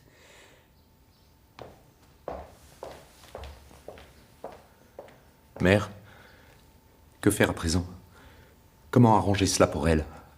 Comme tu pourras. Menace, supplie. Fais du chantage, raconte des mensonges. Tente la persuasion, débrouille-toi comme tu veux, mais arrange-toi pour qu'elle voie son enfant. Désormais, notre honneur est entre ses mains. Peux-tu imaginer toutes les humiliations que je dois avaler? Comment, avec tout ça, aller devant le cadi? Juste au moment où tout avait l'air d'être arrangé entre hommes. Et comment pourrais-je supplier Asanaga? J'avais imaginé cela différemment. Me voilà obligé de me mettre à genoux. Quelle horreur. Pour moi, tout est perdu. Pas si tu te débrouilles pour qu'elle voie son enfant. Pour que Laga s'en délecte. Baliverne que tout cela. Pas un de tes mots ne peut l'atteindre. Tu dois lui obéir en pensant que tu joues ta tête. Cesse de lui expliquer. Elle est désormais dans un autre monde. Cela remet tout en question. Ton regretté père avait raison de dire « Il est certaines paroles tombées d'une bouche humaine qu'il convient d'écouter comme provenant des cieux. » Noir.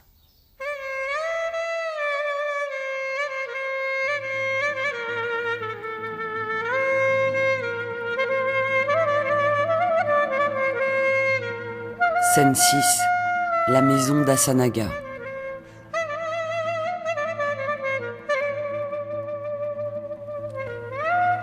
Je t'en prie, regarde cette rouerie. Pas moins que le cadi d'Imotski. Je te l'avais dit, le Beyg était une proie à sa mesure. Une pierre solide dans les fondations de ses projets. Je ne l'ai pas revu depuis bien longtemps. En somme, depuis que nous avons demandé tous les deux en mariage la jeune fille Pintorovitch. Cela fait plus de 7 ans. Bien sûr. Tu vois que tout arrive à qui sait attendre. Et maintenant, que penses-tu? On ne le voit nulle part, depuis très longtemps. Il ne m'a jamais plu. Toujours courtois, soigné, poli, et déplaisant comme une dent en or. Je garde de lui le souvenir d'un homme très taciturne. Ses paroles sont si rares qu'un bonjour de lui, lâché du bout des lèvres, suffit à inquiéter. Chacun se demande « Que veut-il dire par là ?» Pour autant que je sache, le cadi peut être très dangereux pour toi. Sa fonction lui donne une immense influence. Oui, c'est vrai. Il nous faut garder grands ouverts nos yeux et nos oreilles. Et tu vas sortir davantage. Rencontrer plus de gens. On ne sait jamais où et quand on trouve une information. Choisis quelques soldats, parmi les moins obtus, qu'ils scrutent et écoutent aussi. Quant au pur sang noir, scellé et harnaché, orné de tous ses accessoires, tu en feras cadeau au gouverneur du Sandjak. Tu y ajouteras les sabres vénitiens, par mesure de précaution. Et pour prévenir, ajoute 50 ducats sonnants et trébuchants. Comment? Ne dis pas un mot, je sais ce que tu veux dire. On ne pose pas la question du prix d'une tête. On ne lésine pas dans un cas pareil. Le vizir me coûtera bien davantage encore. Voilà ce qui arrive quand un geste anodin tourne à la politique. Des mesures d'urgence sont plus que nécessaires. Entrée d'Ousso. Maître, le bey est arrivé. Est-ce qu'il a un nom et un prénom, ce bey? Asanaga. J'annonce le bey Pintorovitch. Le bey Pintorovitch? Lui-même, Aga. Eh bien, c'est du nouveau. Effendi, réfléchis vite. Qu'est-ce que ça signifie? Ça ne me plaît pas du tout. Qui aurait dit... A-t-il dit ce qu'il veut? Il m'a dit seulement que c'est important. Qu'en penses-tu? Je n'y comprends rien. Dois-je le faire entrer? C'est le seul moyen d'en savoir davantage. Vas-y, fais-le entrer. Mais ne te presse pas, retire-le un peu. Invente quelque chose, dis-lui. Laga se repose, attends qu'il se réveille. Sorti d'Ousseau. Que me conseilles-tu? Laisse-le dire ce qu'il veut. Après, nous aviserons. Tu maintiens ta réserve. Et s'il pose une question ou présente une requête, ne te presse pas. Remets ta réponse à plus tard. Prenons le temps d'abord de réfléchir. Qu'en penses-tu? Peut-être le cadi y est mêlé. Qui saurait nous le dire? Le voilà qui arrive. Ah, on ne peut pas dire que Ousseau l'ait retenu longtemps. Ce porc n'a cherché qu'à s'en défaire au plus vite. Reste assis et ne bouge pas. S'il veut un tête-à-tête, il n'a qu'à le dire. Entrée du bey Pintorovitch. Salam alek, Hassan Aga. Alek salam, bey. Sois le bienvenu, si tu viens pour le bien. Pour le bien, Hassan Aga. Comme toujours. Je n'y suis pas accoutumé. Nous avons à régler certaines choses entre nous, dissiper les malentendus éventuels. D'abord, assieds-toi. Depuis peu, nous ne sommes plus parents. En effet, Dieu merci. Maintenant, ça ne veut pas dire que nous devons nous regarder de travers ou nous prendre à la gorge. Ce qu'il faut, tranquillement et raisonnablement, en homme de bonne volonté, que nous nous aidions mutuellement. Il s'interrompt attendant un mot d'Asanaga. Devant le silence d'Asanaga, le bey poursuit. Hélas, ces jours-ci, je marie ma sœur. Tu en as entendu parler, je suppose. Vaguement. J'ai entendu des choses, les gens parlent. Je n'ai pas cherché à en savoir plus. Je ne me serais pas pressé, mais c'est un cas de force majeure. Les années passent. Elle non plus n'est pas dans sa première jeunesse. De bon ou de mauvaise grâce, je dois faire cette noce. Qui demande mon avis? Ah, j'ai failli oublier. Ces couteaux sont pour toi. Regarde celui-ci, il a un manche en nacre et l'autre est tout pailleté d'or. Du vrai travail d'artiste, rien à dire là-dessus. Je t'en prie, regarde l'ornementation. J'ai tenu à t'offrir ces quelques présents en modeste signe d'attention de ma part. Qu'attends-tu de moi en contrepartie? Mais voyons, je t'en prie, rien. Vraiment rien. C'est-à-dire presque rien. Presque rien. C'est déjà autre chose. Eh bien, c'est une broutille liée à cette noce. Pas la peine d'en parler. Tout de même, je vais t'en parler puisque je suis ici. Je résume en quelques mots. Pour moi, c'est une broutille. Assieds-toi et écoute. Eh bien, j'écoute. Parle.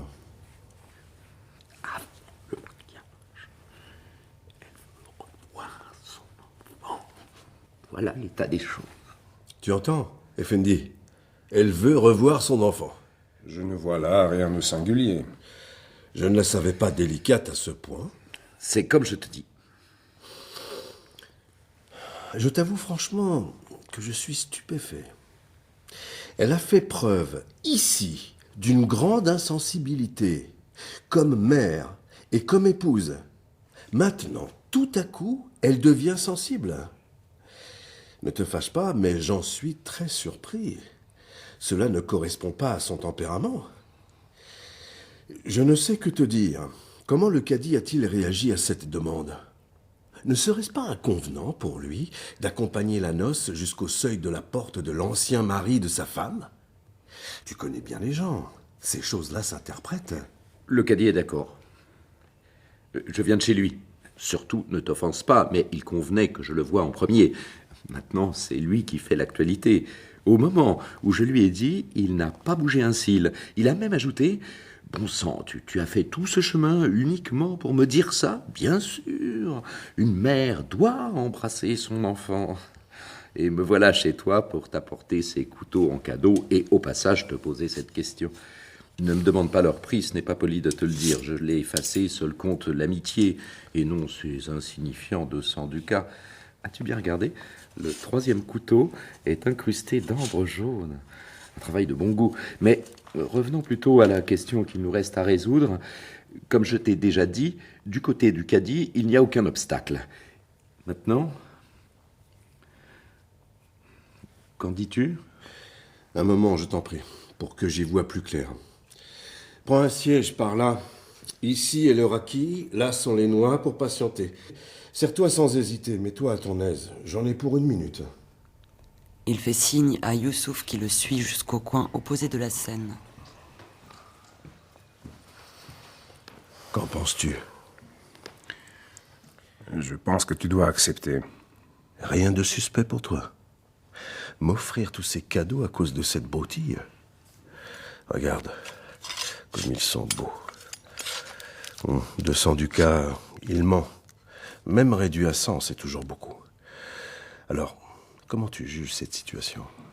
C'est une bonne occasion pour toi. Un peu déplaisante, c'est vrai, mais tout compte fait, très favorable. Une bonne occasion, un peu déplaisante, mais très favorable. On dirait que ton ballon est un peu carré. Que je t'explique. Voilà ce qu'il en est. Il n'est pas mauvais pour toi de montrer que tu es sans rancune, que tu sais te contrôler, que tu sais être sensé et généreux. Je n'ai rien à lui montrer. Qui parle de lui? Peut-être quelqu'un sait déjà ce que demande sa sœur. À présent, tout le monde attend ce que tu vas dire. Il y en a qui pensent que tu vas refuser et qui s'en frottent peut-être à l'avance les mains, car ils pensent que tu assumeras les conséquences d'un refus. Ils attendent avec impatience ton refus pour dire arrogant, dur, insensible, égoïste. Il ne voit pas plus loin que le bout de son nez. Il n'est bon à rien. Excuse-moi, mais ils diront cela. Ce n'est pas mon opinion, je ne fais que citer. Mais si tu la laisses voir son enfant, ils diront « Tiens, comme il est patient et sage, pas rancunier du tout, un bon diplomate, capable pour des missions plus sérieuses. » Donc, tu penses qu'il serait souhaitable d'accepter? Tu décides. À ta place, j'accepterai. Prends garde, tu joues ta tête. La mise n'est-elle pas un peu trop grosse? Ne t'imagine pas, ta tête n'est pas si grosse. Hassan Aga et Youssouf se rapprochent du bey Pintorovitch. Vous avez décidé? Tu sais que je ne suis ni trouble-fête ni vétilleux, mais un homme généreux, la main donnante. J'ai toujours pensé cela de toi. Voilà. J'ai décidé de le lui permettre. Qu'elle passe voir son enfant. Oh, merci. Merci beaucoup. Je n'oublierai pas ça. Quand arrivent les convives? Dans 6 jours. Si vite que ça? Donc c'est conclu? Alors je peux m'en aller. 1000 tâches m'attendent. Dans 6 jours, nous serons ici. Cette courte visite permettra à la mère de voir et d'embrasser son enfant, et après, nous poursuivrons notre route. Mais ne te dérange pas, je connais le chemin. Voyons, je te raccompagne. Le bey sort accompagné d'Hassan Aga. Youssouf examine les couteaux. Hassan Aga revient très vite. Tu as vu comme il me mangeait dans la main? Je te l'avais dit que le bey n'oserait rien contre moi. Tu as vu comme il s'est fait petit devant moi? Reste quand même sur tes gardes. Regarde, t'as vu? Il a vidé la bouteille, plus vite que l'éclair. Il aurait bu du vinaigre pourvu que ça ne lui coûte rien. Veille à te préparer. Il ne sera pas facile de regarder ton épouse assise à cheval contre la cuisse d'un autre. Revoir son enfant, vous m'en direz tant. Je ne suis ni muet ni naïf. Mon épouse n'a jamais eu une idée pareille. Elle s'en moque de cet enfant.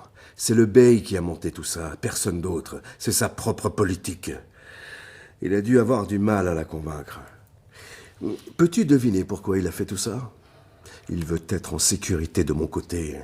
Ce vieux renard sait très bien où se lève la brise qui risque d'emporter son turban et sa tête. Toi aussi, tu es un piètre prophète.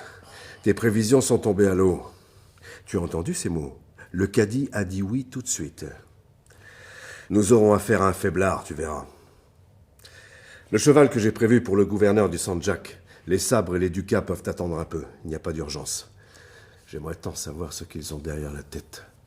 Tu verras, leur fête va tourner au vinaigre. Fais attention, tu vas croiser ton épouse. Je ne sais pas du tout comment m'habiller. Qu'en penses-tu? Devrais-je me présenter dans mes plus riches atours? Ou tu penses que ce n'est pas convenable? Ça ne serait pas bien qu'ils me trouvent poseur, car ils penseront que je leur donne trop d'importance. Et si je gardais mes vêtements de tous les jours? Non, ça n'ira pas non plus. Ils diront que je cherche à les offenser ou à les déprécier. N'oublie pas, nous devons résoudre cela. Il faut tout de même que ça se voie, que ce sont eux qui viennent chez moi comme humbles visiteurs. Je dois, par ma tenue, montrer que je suis bien au-dessus de tout cela. Tu comprends, n'est-ce pas? Cela fera un joli tableau. Noir. Scène 7. Le jardin de la maison de Pintorovitch.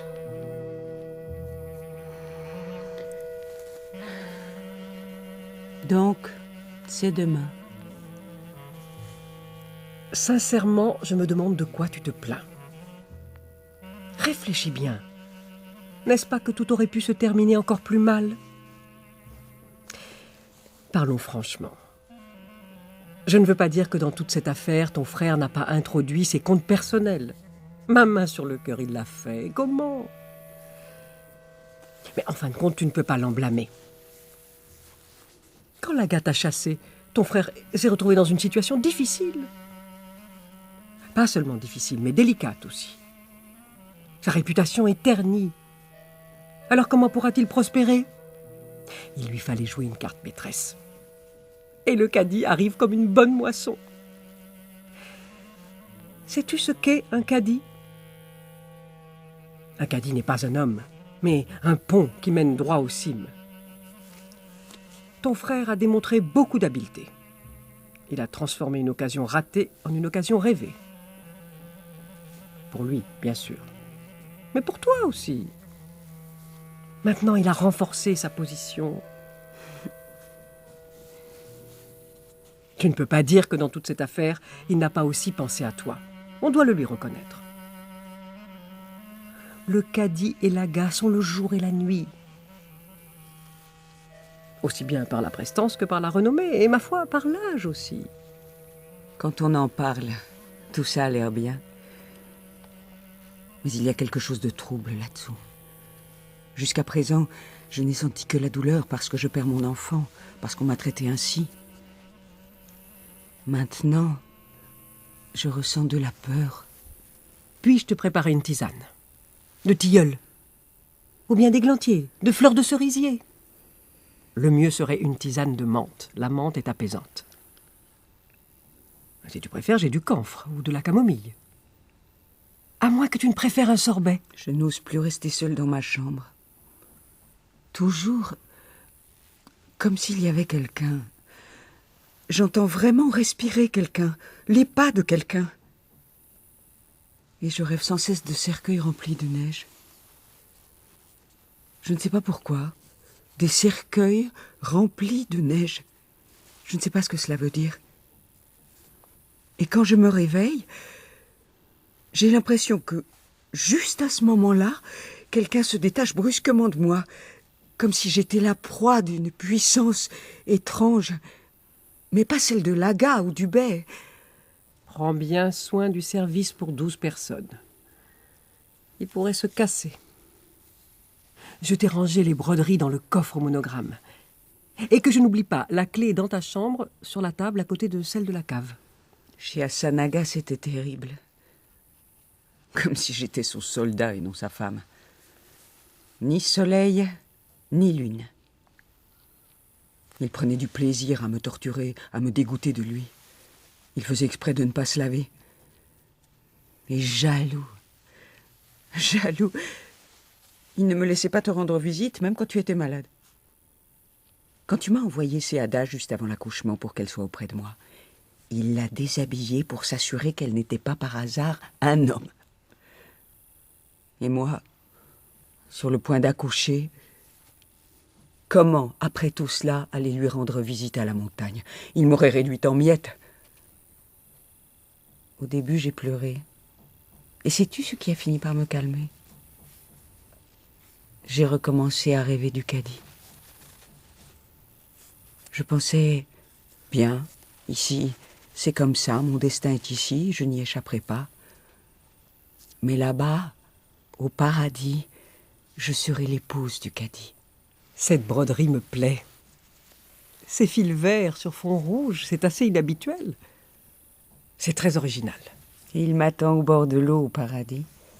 Une fleur s'est accrochée à sa barbe.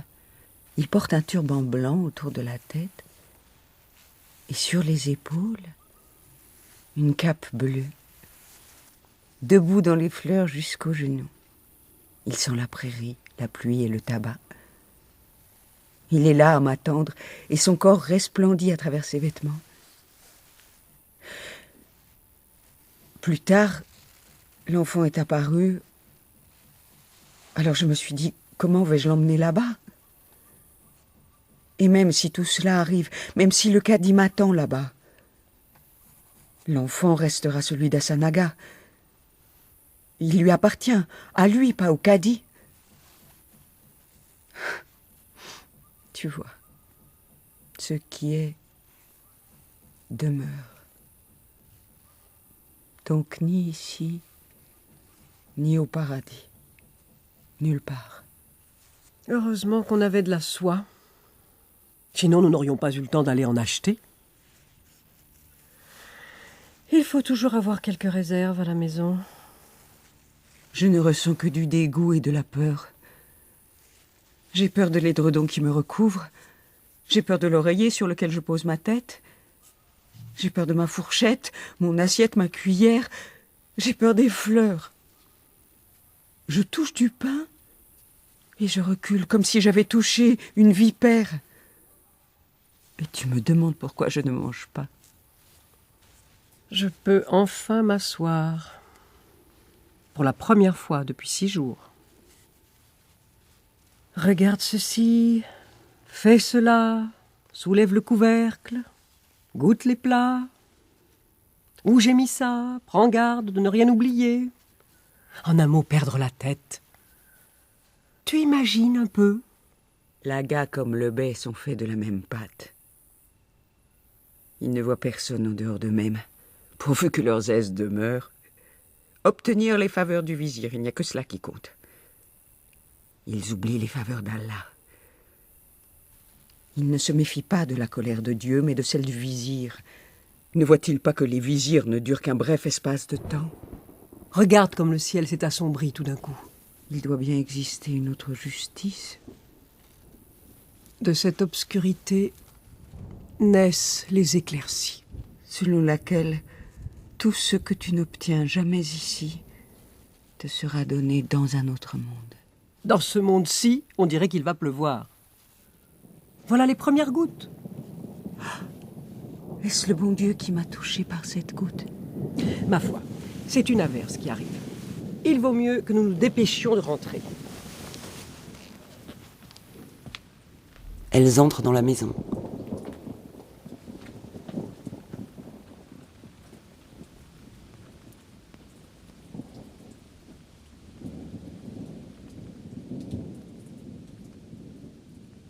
Après l'orage, dans la pénombre du jardin arrive le bey Pintorovitch. Enfin, ils sont tous allés se coucher. Je ne suis plus forcé de parler, de regarder, de supporter, de ruser. Je ne dois plus être ni frère, ni bey, ni sujet de personne, ni débrouillard, ni sage, ni brave. La nuit me libère de toutes les entraves. Il n'y a plus personne, seulement des arbres. Je ressens en moi une autre influence, d'autres forces. Rien ne m'oppresse. J'inspire à plein poumon. Je vole librement au-dessus des cours d'eau. Je scintille comme si j'étais l'amant de la lune. Tout s'est libéré, tout s'est transformé dans la nuit. Cette nuit, je suis fort, tout-puissant et libre selon d'autres lois. Comme je suis beau dans cet instant où personne ne me voit. Le regard des autres change mon visage, me donne une autre forme, une autre langue se met dans ma bouche. Demain, de nouveau, je me réveillerai stupide, qui s'efforce d'apparaître sage, faiblard, qui veut paraître fort. Où s'en vont dès l'aube les richesses que nous apporte la nuit? Seulement la nuit, je peux me reposer de moi. Cet empire n'appartient pas au sultan, la nuit. Le parfum des fleurs est plus fort que sa cavalerie. La nuit, ni Bagdad ni l'Inde ne sont très loin, pas plus que les gens des temps lointains. La nuit, je n'existe plus. Hassan-Aga non plus. D'ailleurs, Hassan-Aga est-il le même quand il dort? Pintorovitch n'est-il qu'un masque de lui-même? Chacun dans un coin, nous nous sommes dévêtus et déchaussés, puis nous avons soufflé la bougie. Avant de nous coucher, nous sommes sortis dans le jardin, où nous nous reposons de nos visages dans la nuit. Noir.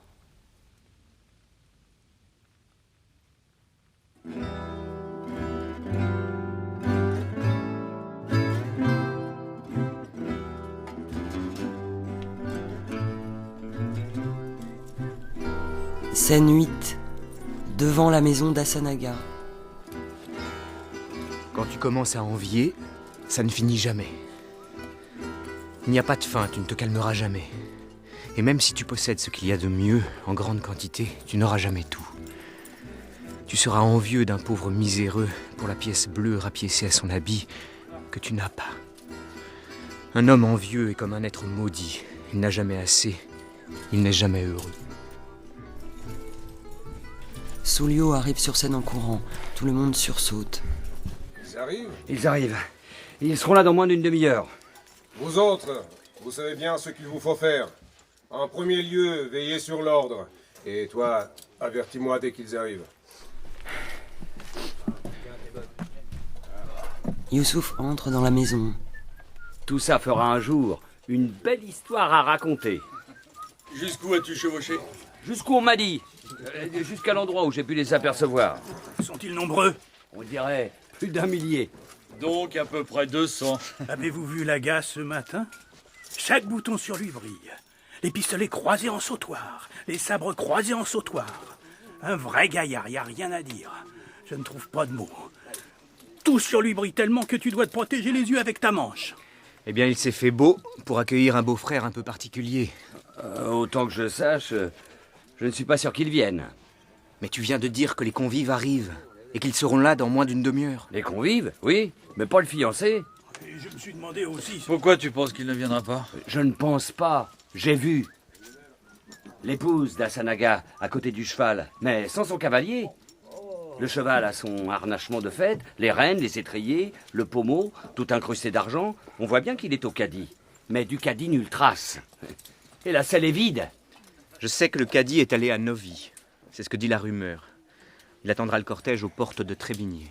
Et maintenant, on dit qu'il est parti de Novi pour régler une affaire urgente à Imotsky, d'où il va aller à la rencontre du cortège de noces. Pour moi, tout cela ressemble à une dérobade. Peut-être il n'a pas envie de passer voir Hassan-Aga. C'est peut-être désagréable pour lui. Soulio, c'est ça que tu aurais dû dire à Hassan-Aga.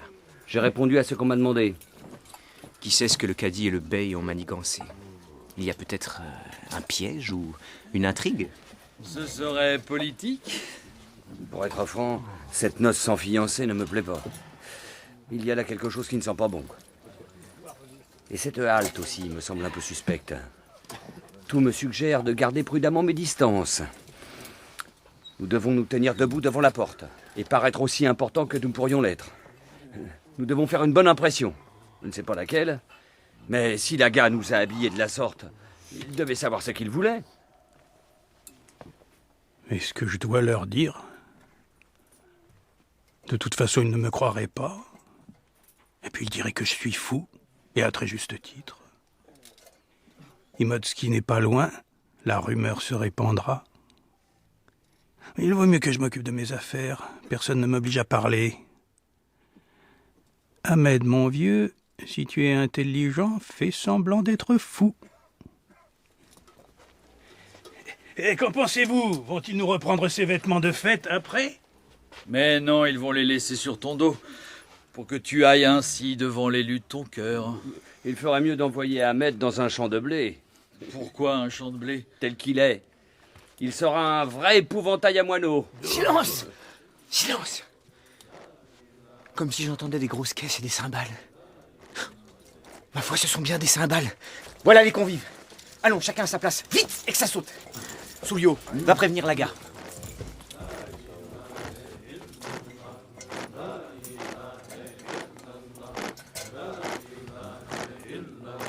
L'épouse d'Asanaga et le bey Pintorovitch entrent sur scène. Serviteur, appelez Asanaga. Quelqu'un vient d'y aller. Regarde leur accoutrement. On voit bien que cet homme n'a pas de goût. Je reconnais chaque arbre, chaque marche d'escalier, chaque fenêtre. Il nous fait attendre, d'accord. D'accord, nous pouvons bien attendre. Derrière cette fenêtre, j'ai dormi à l'ombre de ce cyprès. Combien de fois cette ombre a été ma seule amie? Cette attente commence à m'énerver. Entouré de gardes, il s'est enhardi. Tu aurais dû le voir quand je lui ai dit que nous viendrions pour que tu puisses voir ton enfant. Il a commencé à faire traîner les choses, à refuser, jusqu'à ce que j'abaisse la main droite sur mon couteau. En voyant le couteau, il a changé de ton. Mais regarde-le à présent. Non, non, les choses n'en resteront pas là. Le jardin est là-bas. Voilà le noyer dont la couronne passe par-dessus le mur. Au pied du noyer, je m'assois, je brode, et du bout de mon pied, je balance le berceau. Des fleurs le long des berges, le ruisseau plein de nuages. Nous ne sommes pas venus ici pour mendier ou attendre sa charité. Je me sens ridicule, tu sais. Et trempé par la pluie par-dessus tout, il manquerait plus que je prenne froid. La maison, le muret, le noyer, les fenêtres, tout est resté intact. Mais pour moi, tout est comme calciné. Mon Dieu, que je le vois une seule fois encore, que mes yeux s'emplissent de lui avant de se fermer, que je le couvre avec mes paupières. Entrée d'Asanaga, Youssouf et Soulio. Quelle longue attente, Aga. Nous sommes arrivés au terme de notre accord. Asanaga s'adresse à Youssouf. Regarde là, Effendi. Au nom d'Allah, tu vois tous ces bijoux? Rien que des plus précieux. J'ai dit, nous sommes arrivés au terme de l'accord. Tu nous avais promis de faire sortir l'enfant pour que sa mère puisse le voir. Asanaga à Youssouf. Regarde ces boucles d'oreilles. Elles lancent des rayons depuis une plage circulaire au centre de la boucle, dont le cœur occupe une pierre bleu-azur plantée dans un creux circulaire. Asanaga, nous avons de la route à faire. Nous ne voudrions pas te retenir indûment et te faire perdre un temps précieux. Asanaga à Youssouf. Oh, as-tu vu la bague? Regarde-la, je t'en prie. Cet anneau est parfaitement ovale, décoré sur toute sa surface avec des feuilles de vigne stylisées dans lesquelles sont incrustées les rosettes. Ma sœur veut revoir son enfant. Pourquoi tu te tais? Tu ne veux pas nous tromper? Fais sortir cet enfant. Ne sois pas comme ça. Que sa mère lui adresse un dernier regard, même à la hâte. Et puis nous partirons. Asanaga à Youssouf. Oh, elle s'est richement parée pour me faire impression, pour m'éblouir, pour m'épater. Elle n'a aucune honte, même devant le monde. C'est exprès qu'elle fait une noce aussi chère. Mais où est son fiancé? Effendi, je ne vois pas son fiancé. Autant parler au mur. Tu es devenu sourd? Asanaga, notre hôte, vas-tu te décider à faire sortir l'enfant? dis quelque chose. Tu nous avais bien dit que nous pouvions venir. Et qu'en est-il à présent? Tout le monde n'est pas encore arrivé. Nous sommes tous là. Je ne vois pas le fiancé. Tu n'as pas besoin de lui. Il ne fait pas partie de notre accord. Il n'a rien à faire ici. Absolument rien. Que me chantes-tu là? Un fiancé n'a rien à faire à sa noce? C'est bien étonnant. Je ne sais pas pourquoi nous tardons. Et pourquoi tu te butes maintenant? Nous pourrions en avoir terminé. Bon sang, ne joue pas ce jeu-là. Fais sortir cet enfant, cela ne te coûte rien. Et nous pourrons reprendre notre chemin. Ensuite, chacun suivra sa route. Moi aussi, je me suis marié une fois. Et je sais qui marche à côté de la fiancée. Je connais la disposition. Le frère se met ici l'ordonnateur, et ainsi de suite. La fiancée est là, et son promis à côté d'elle. Mais ici, là, à la place du fiancé. Je vois un cheval, là. À qui maries-tu mon épouse? Que veux-tu dire par là?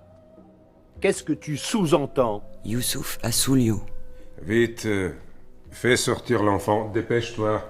Soulio s'exécute. As-tu accepté que nous venions ici uniquement pour nous offenser et nous humilier? Tel n'était pas notre accord. Moi? Je vous offense? Tu as dit que tu serais accompagné de tous les convives à la noce. Mais à la place du fiancé, tu me montres un cheval.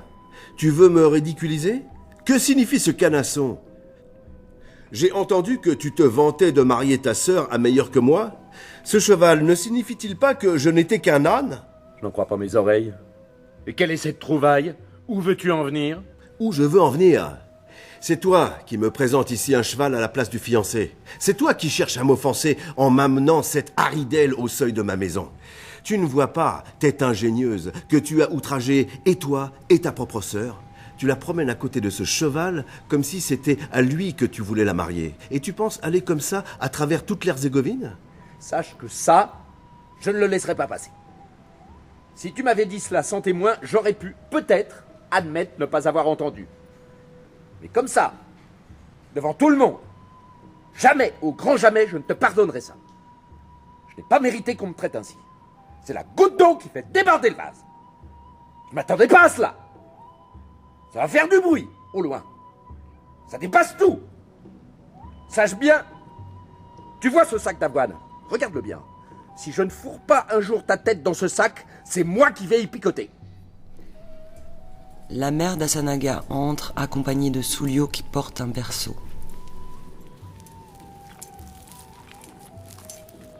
La discussion s'interrompt. Le silence se fait.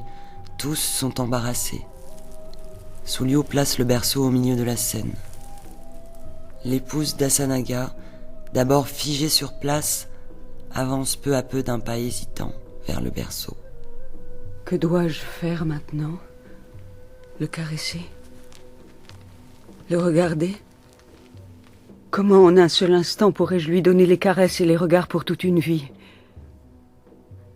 Mon doux petit fleur, la lavande.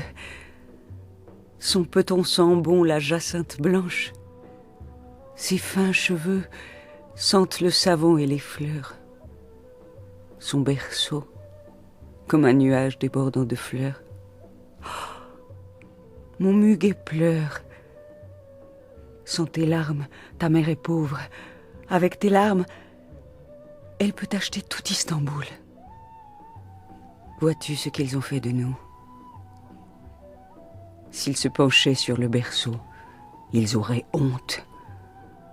Leur cerveau s'embrouillera quand ils comprendront qui ils ont jugé. Ils ne savent pas que le juge est dans le berceau. Et moi, condamné à ne pas entendre quand il prononcera pour la première fois « Maman », car sa mère ne sera pas là. Elle vivra quelque part dans le désert, plus morte que vive. Pas dans le désert, ne mens pas, mais à Imotski, dans le lit du cadi. Au moins si je pouvais pleurer, pour que de mes larmes, une rivière monte qui nous emporte loin d'ici. Ne fais pas tant d'efforts. Un cœur de pierre ne verse pas de larmes. Tu entends ce qu'il dit? Le cœur de pierre. Tu vois de quelle pierre il lapide ta mère? Cette pierre est trop lourde. Enlevez-la. Cathy. Elle appuie la tête sur le berceau. La mère d'Asanaga s'approche d'elle. Elle s'efforce de pleurer, mais ça ne vient pas. La pierre ne peut pas. Asanaga! Ni pour son époux, ni pour son enfant. Prosternée à genoux au-dessus du berceau, elle s'efforce de verser quelques larmes. Asanaga! Vas-y, fais un effort. Trouve-en au moins une, pour les convenances. Verse-en au moins une, parbleu. Ne te couvre pas de honte. Les gens te regardent. Asanaga. Crétin, elle vient de rendre l'âme. Effendi. Attends, je m'en charge moi-même. Laisse. Tout ce que je désire devient châtiment pour moi. Quand je la touche, elle sursaute comme touchée par une vipère. Je l'approche, elle recule. Avec une telle peur, tu perds la volonté et la force. Voilà pourquoi Laga a guerroyé sans cesse et déversé sa rage sur les autres femmes. Depuis 7 ans, on me demande « Et les enfants ?» La rage m'a pris un jour. Je me suis saoulé comme un porc. Écumant, j'ai foncé dans les appartements et la chose s'est faite ainsi. Voilà comment le berceau a rempli ma maison. Le premier-né, après 7 ans. Trop autoritaire, tyran. J'ai chassé ma femme. Je l'ai chassée pour ne pas avoir honte devant elle. Silence. Asanaga pose son visage sur le corps sans vie de son épouse. Il l'embrasse sur le front. C'est le premier baiser que je lui donne, sans qu'elle tourne la tête. Il prend son épouse dans ses bras et la porte dans la maison. Le bey Pintorovitch suit Asanaga à l'intérieur de la maison, en même temps que la mère d'Asanaga et Youssouf.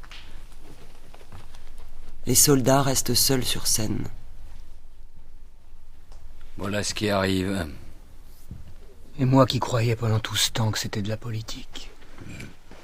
Tout de même, c'était une grande dame. Si elle n'était pas morte, personne ne l'aurait cru. Tout ça a été écrit. C'était son destin dès l'instant où le bey l'a promise au cadi Dimotsky. Et peut-être avant, depuis 7 ans. Qui sait qui rend cette justice? Imagine quelle dépense le caddie a faite, et maintenant la noce est ratée. Tu crois? C'est maintenant que la fête commence. Mais ne me demande pas où. Pauvre crétin, tu as trouvé le bon moment pour plaisanter. Qui te dit que je plaisante? Le bey ne connaît pas l'homme à qui il a promis sa sœur. Toi, tu es vivant et en bonne santé. Mais le cadi Dimotsky est mort depuis bien longtemps. Il y a plus de 7 ans. J'étais fossoyeur au cimetière Dimotsky. Je l'ai moi-même déposé dans la fosse à l'aide d'une corde avant de l'ensevelir. Il est mort, dit-on, d'un chagrin d'amour. Tous le regardent incrédules. Silence prolongé. Noir.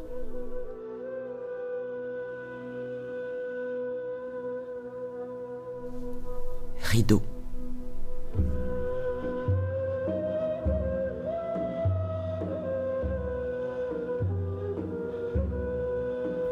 L'épouse d'Asanaga, de Lubomir Simovic, traduit du serbe par Jojo Uvodic. Avec Mohamed Rouabi, Asanaga, Emmanuel Messignac, l'épouse d'Asanaga, Martine Chevalier, la mère d'Asanaga, Pierre Beau, le bey Pintorovitch, Evelyne Guimara, la mère Pintorovitch, Miglen Mirchev, Effendi Youssouf, Alain Fromager, Soulio, Thibaut Vincent, Moussa, Niki Marbeau, Ousso, Guy Lamarck, Ahmed, Amélie Heinz, la narratrice, et Lenka Luptakova. Bruitage, Sophie Bissante. Équipe de réalisation, Philippe Rodin, Bastien Varigot, Chloé Mauduit, Jean-Mathieu Zande. texte enregistré dans le cadre d'un cycle consacré aux écritures dramatiques d'ex-Yougoslavie. Proposé et coordonné par Miloš Lazin.